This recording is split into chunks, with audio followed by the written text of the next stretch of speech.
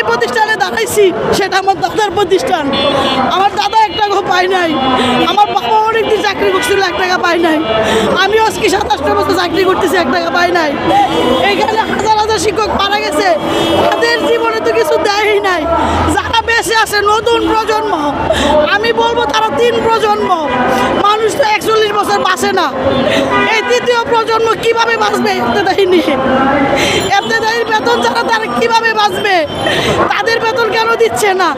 বেতন যদি নাই দিবে আমাদের বই নেওয়ার কোনো দরকার নাই, আপনারা বই ছাপা বন্ধ করে দেন। যদি কাগজের টাকা আপনাদেরকে নিতে না পারেন, বইয়ের নামে যে প্রিন্টিং সেটা বন্ধ করে দেন। এখন থেকে আমরা কোনো পরীক্ষা নেব না, আমরা সরকারের কাছ থেকে বই নিব না। প্রয়োজনে ওই সরকারি জায়গায় 84 নীতিমালা 18,000 প্রতিষ্ঠান নিছে, এটা তো অনেক সরকারি জায়গা না ভাই বলেন? আমরা যখন সরকারকে দিয়ে দিচ্ছি এটাকে সরকারি জায়গা নি বলেন, ওইখানে আমরা ব্যক্তিগত বিল্ডিং করব।